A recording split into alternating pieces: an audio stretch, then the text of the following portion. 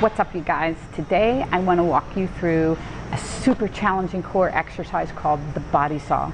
Now, Bodysaw is super hard to do, and there's ways to kind of progress with it, which is perfect, but it is going to burn up your core like nothing else. You're going to get so incredibly strong. If you keep at these and keep working with these, you're going to start seeing some definition. Your back's going to get nice and strong. So I love this exercise, but it is so hard to do well. So it's really important that we kind of take one step at a time with this exercise, because if you don't, you could start to feel it in your low back, and we want to make sure that doesn't happen. Okay, so I'm going to walk you through all of this. So to do a Bodysaw, you need either some gliders like this. This is what the gym has here. They're just hard plastic, and I'm going to be doing them here on the turf. But you don't need these. You can use a bunch of different things. So for instance, if you have hardwood floors, if you're doing this at home and you have hardwood floors, put on a pair of socks.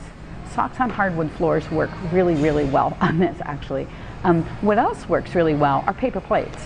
The thinner ones are better, but just some paper plates. Or you could actually put 2 little hand towels under your feet. They work on floors as well. The paper plates probably work really well on carpeting. And then if you have furniture movers, that's basically what these are. They don't have a little pad on there or whatever, but they're basically furniture movers. So there's a lot of ways that you can do Bodysaw if you don't have little official gliders, but this is just what the gym has.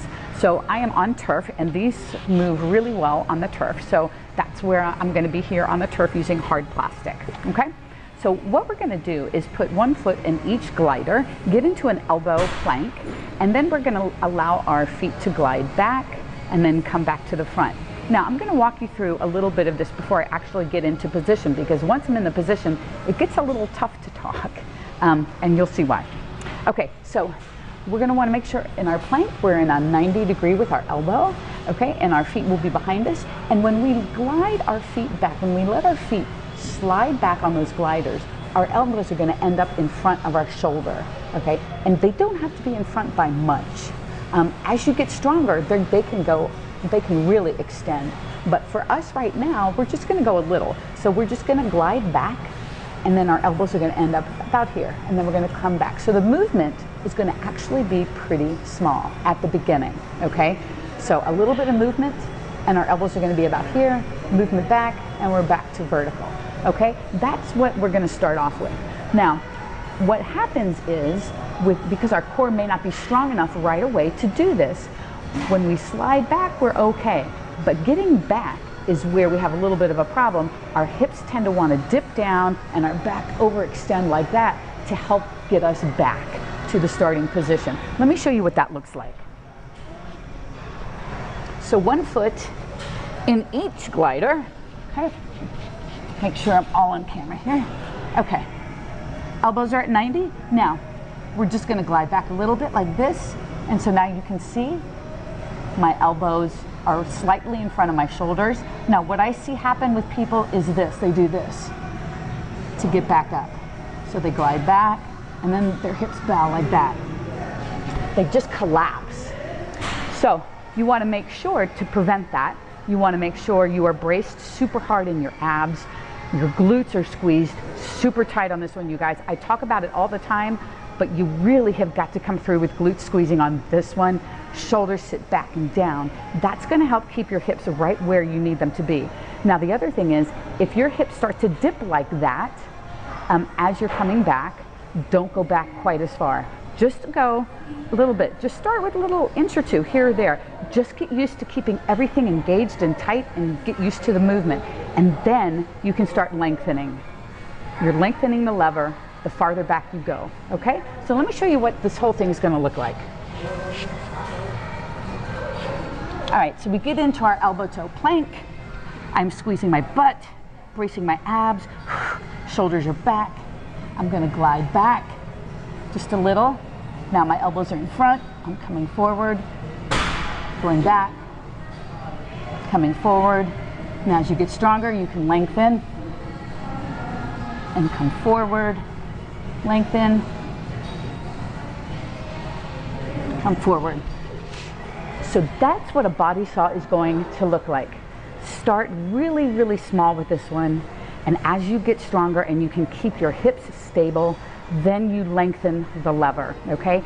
And once you can lengthen the lever and you can get 8 to 10 reps with that, super solid and controlled, then maybe add a hold or a pause when you're at the longest lever point, and then scoot back in. That, my friends, is super challenging. And that's why I love Bodysaw, because you can start small and add and build and progress until you have this long lever that you're actually holding for different lengths of time. Super challenging, but so good to build a nice, strong core.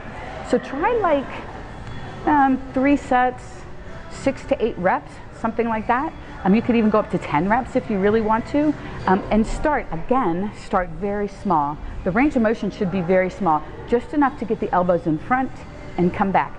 And while it may not seem like you're doing much because you're not moving very much, you're doing a ton if you're keeping this engaged, these engaged, and your shoulders engaged.